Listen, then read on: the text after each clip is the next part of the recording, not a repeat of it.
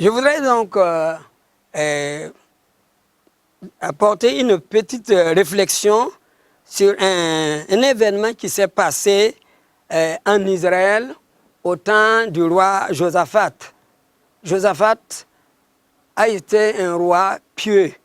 Et dès la 3e année de son règne, il a décidé d'envoyer des chefs et des lévites dans les différentes villes de Juda pour enseigner la loi de Moïse. Parce que c'est aussi cette loi-là qui devait marquer la vie et emprunter la vie, orienter la vie de ce peuple. Et la parole de Dieu nous dit que ce travail, cette mission d'enseignement a été un succès, au point que la crainte de Dieu a saisi même les nations environnantes.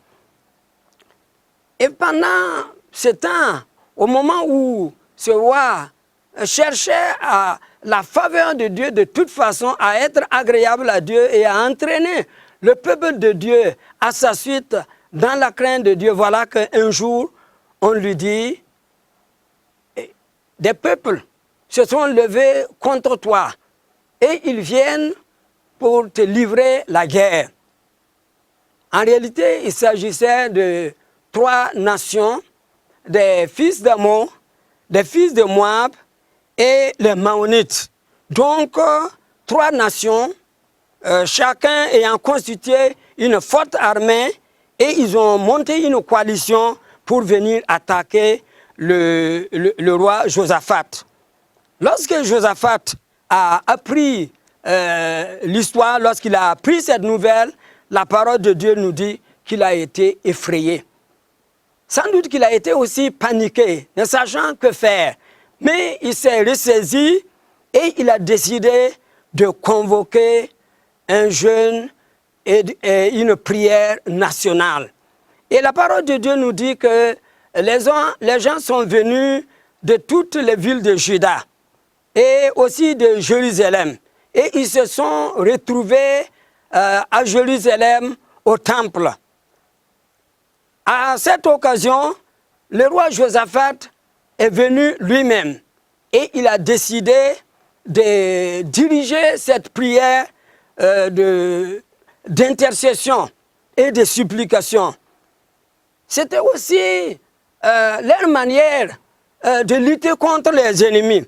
Josaphat a eu pour père Asa. Et il se rappelle qu'au temps de Asa, des ennemis, une armée d'1 million d'individus de l'ancienne Éthiopie s'était levée contre Asa, son père. Et Asa, sans craindre, a décidé d'invoquer l'Éternel, le Dieu de leur père. Et c'est dans un moment que Dieu a donné la victoire à Josaphat. Josaphat avait moins de 600 000 militaires contre 1 million de soldats. Mais parce que Asa a mis sa confiance en Dieu, parce qu'il a cherché la face de Dieu, parce qu'il a crié à l'aide au Dieu de leur père, alors ils ont eu la victoire.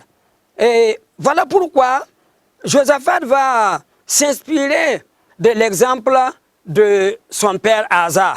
Lui aussi, il va convoquer un jour de jeûne et de prière. Et en ce jour-là, les enfants d'Israël sont venus. La parole de Dieu nous dit qu'ils sont venus. Ils étaient là, ils se sont présentés avec leurs petits-enfants, leurs femmes et leurs fils. C'est dit donc que c'était vraiment une assemblée générale nationale pour lutter contre les ennemis venus contre eux. Et à cette occasion donc, Josaphat va rappeler à Dieu son alliance avec leur père. Il a appelé Dieu, Dieu de nos pères. Et ensuite, il a rappelé également la promesse que Dieu a faite. Parce que Dieu avait dit à Salomon, à l'occasion de la dédicace du temple de Salomon, et que Salomon même a bâti à Jérusalem. Lorsque, s'il vous survient quelque calamité, l'épée, le jugement, la peste ou la famine, vous vous présenterez devant cette maison et vous crierez au nom de l'Éternel et il vous exaucera. Ensuite, après avoir rappelé à Dieu sa promesse d'intervenir, d'exaucer les prières des enfants d'Israël qui viendraient se présenter devant le temple pour faire appel à lui, il a aussi présenté l'ennemi et il a demandé le secours de Dieu.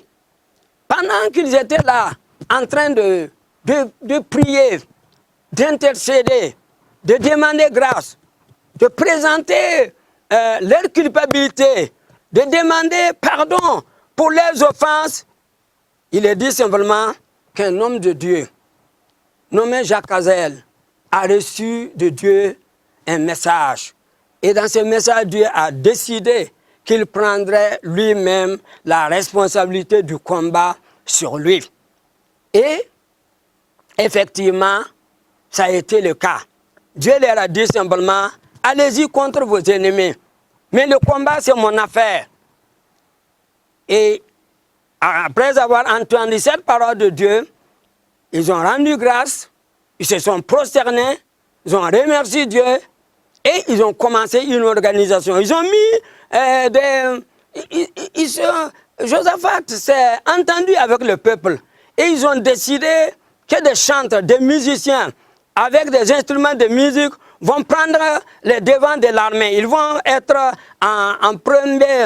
au premier plan et les militaires vont suivre. Et ils chantaient et louaient Dieu.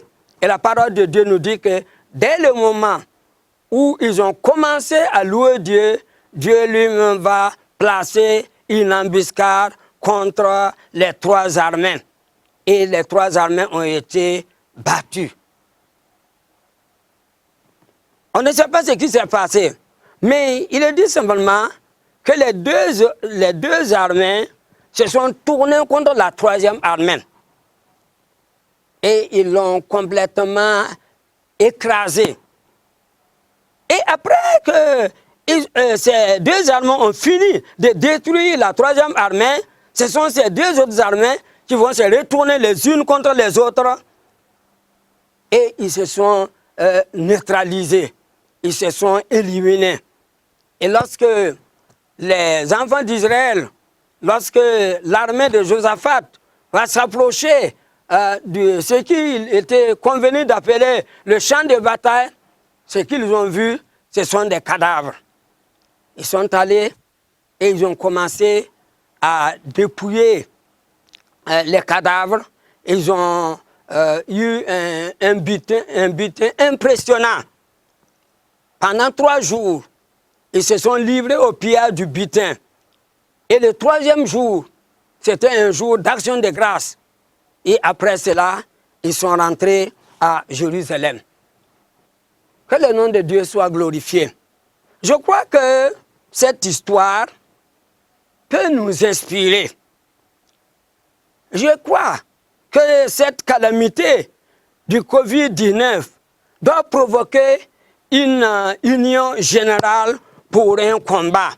Parce que c'est un ennemi commun, un ennemi impitoyable, un ennemi qui ne fait pas de distinction entre les pauvres et les riches, entre le roi et l'homme du peuple, entre la femme et l'homme, mais qui est décidé à écraser sur son chemin tout ce qu'elle peut écraser. Je crois aussi que c'est le moment, le temps où on doit taire les différences et s'accorder sur comment booster hors de notre pays, de notre cher faso, de notre chère patrie, cette maladie. Et chacun, je crois, doit se poser la question, quelle est ma part contributive pour chasser l'ennemi qu'on appelle le coronavirus? À travers cette intervention, je voudrais convier, à la suite de ceux qui m'ont précédé, de ceux qui vont venir après moi, Je voudrais convier tous ceux qui croient à la puissance de Dieu, ceux qui croient à l'amour de Dieu, mais qui croient à la miséricorde et au pardon de Dieu. Je voudrais convier toutes ces personnes à adresser à Dieu des prières et des supplications. Je voudrais solliciter la communauté chrétienne. Un sursaut. Je voudrais demander que nous puissions faire preuve d'un sursaut, nous lever, nous scindre les reins, prendre les armes offensives et défensives de la prière et adresser à Dieu, au nom de Jésus, d'instantes prières. L'Épître aux Hébreux, chapitre 10, le verset 19 à 22, nous déclare que nous avons, au moyen du sang de Jésus, une libre entrée dans le sanctuaire. Elle ajoute que nous avons un souverain sacrificateur établi sur la maison de Dieu et que nous pouvons nous approcher de lui avec un cœur sincère. Et la parole de Dieu ajoute, les cœurs purifiés d'une mauvaise conscience. Quand on s'approche de Dieu, on doit veiller sur son cœur. Est-ce qu'il n'y a pas de l'amertume en moi? Est-ce qu'il n'y a pas la haine? Est-ce qu'il n'y a pas la jalousie? Est-ce qu'il n'y a pas des germes de meurtre? Et il dit, les cœurs purifiés d'une mauvaise conscience et le corps lavé d'une eau pure. Quand on parle de le corps lavé, ça veut dire les actes dont nos mains, notre bouche, dont les membres de notre corps ont été coupables. C'est de cela dont il est question. Ailleurs, et toujours dans l'Épître aux Hébreux, il est dit simplement que nous n'avons pas un souverain sacrificateur qui ne puisse compatir à nos faiblesses. Et la parole de Dieu dit, au contraire, il a été tenté comme nous, en toutes choses, sans commettre de péché. Voilà pourquoi la parole de Dieu nous exhorte à nous approcher de lui avec assurance, à nous approcher du trône de la grâce. Quand il est question du trône de la grâce, ça veut dire que tout mérite est enlevé. Les bonnes œuvres ne peuvent pas être placées devant pour être entendues de Dieu. Nous partons sur la base de la miséricorde de Dieu, sur la base de l'œuvre accomplie de Jésus. Et la parole de Dieu nous tranquillise. Dans 1 Jean, au chapitre 5, verset 14 et verset 15, il est dit, nous avons auprès de lui cette assurance que si nous demandons quelque chose selon sa volonté, il nous écoute. Et si nous savons qu'il nous écoute, quelle que soit la chose que nous demandions, nous savons que nous possédons la chose demandée. Voilà pourquoi je voudrais que nous prions ensemble. Je pense que quand quelque chose arrive, un malheur, une difficulté, un problème, quoi qu'on dise, nous sommes toujours redevables. Nous avons toujours une part de responsabilité.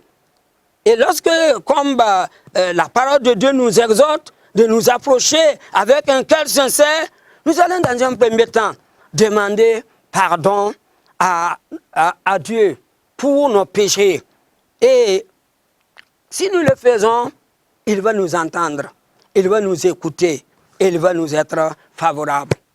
Père de grâce et de miséricorde,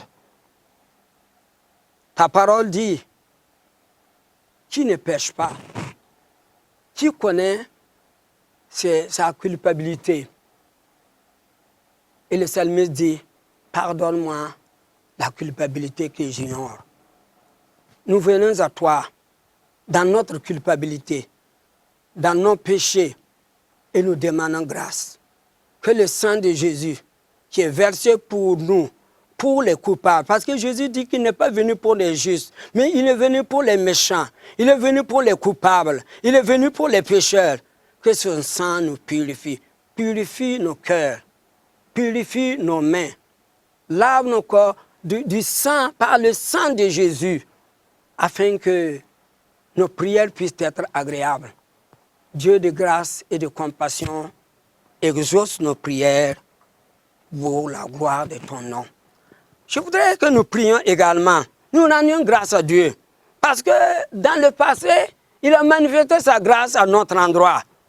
Et nous allons lui témoigner cette reconnaissance. Père de grâce, tu es miséricordieux. Nous t'avons déjà vu à l'œuvre. Dans le passé, nous avons eu recours à toi. Dans notre culpabilité, tu nous as entendus. Dans notre misère, tu es venu à notre secours. Voilà pourquoi nous te disons merci. Nous ne pouvons pas être ingrats. Nous ne pouvons pas être ingrats. Nous ne pouvons pas oublier ce que tu as fait pour nous dans le passé. Merci. Ce que tu as fait avant, tu veux le faire encore aujourd'hui. Parce que ta grâce abonde et tu prends plaisir à donner. Merci Père, parce que tu nous as fait du bien. Et merci Père, parce que tu vas nous faire encore du bien. Maintenant, nous allons prier. Nous allons prier, intercéder pour ce mal qui sème la terreur, qui amène les gens à se douter d'eux-mêmes, ou on se doute de ses connaissances, on se doute même de ce dont on était sûr. Seigneur Jésus, nous sommes devant toi. Tu connais chacun de nous. Tu connais le peuple burkinabé. Il n'y a pas que le peuple burkinabé. Plusieurs nations ont été agressées par ce mal, par cette pandémie. Père, nous regardons à toi. Jésus, lorsque tu étais sur la terre, tu as manifesté, tu as montré qu'aucune maladie n'était trop puissante pour toi, trop grande pour toi. Aucune maladie ne t'a résisté. Tu n'as pas changé. Aucun esprit mauvais, aucun esprit impur, aucun démon n'a résisté à ta puissance. Père de grâce, nous regardons à toi.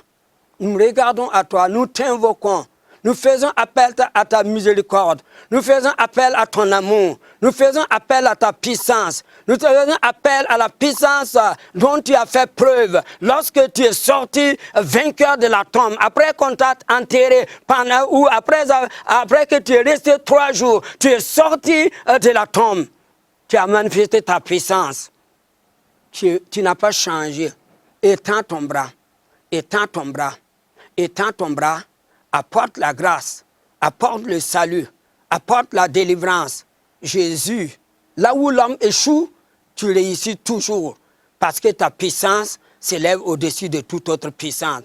Voilà pourquoi nous croyons que tu étendras ton bras et que tu donneras des ordres pour que les virus qui assaillent, qui fait peur, qui sèment de la crainte et le doute partout, et qui sème la misère, qui sème les souffrances, que ce virus-là soit complètement noyé, complètement détruit, complètement tué. Merci, parce que tu es capable de le faire. Que le nom de Jésus soit glorifié. Nous allons maintenant prier pour ceux qui sont malades, qui sont désespérés, qui se demandent si le jour suivant va les trouver en vie. Notre Père, nous pensons à ceux qui sont malades, dans les hôpitaux, où ils sont en traitement. Nous voulons te demander, Seigneur, de leur faire grâce. Peut-être qu'il y en a qui se disent, cette maladie m'emportera. Je ne pourrai pas survivre. Je suis en train de vivre mes derniers jours. Jésus, manifeste-toi à eux. Manifeste ta puissance à leur endroit. Manifeste ta force à leur endroit. Manifeste ton amour à leur endroit. Donne-leur la guérison. Jésus, tu n'as pas changé. Tu n'as pas changé. Ce que tu as fait avant, alléluia, aujourd'hui encore tu le fais. Tu as manifesté ta puissance. Oh, que ces personnes-là reçoivent la guérison. Que ces personnes-là reçoivent la délivrance. Que ces personnes-là se relèvent. Que ces personnes-là ne meurent pas. Qu'elles ne meurent pas, mais qu'elles vivent. Qu'elles vivent par l'intervention de Jésus. Qu'elles vivent par la puissance du Fils de Dieu. Parce qu'en Jésus, nous pouvons venir et par Jésus recevoir ce que nous demandons. Père de grâce, étends ton bras, glorifie ton nom. Amen.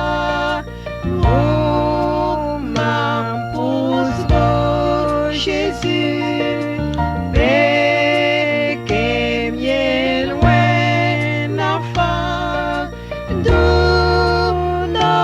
bala mam kon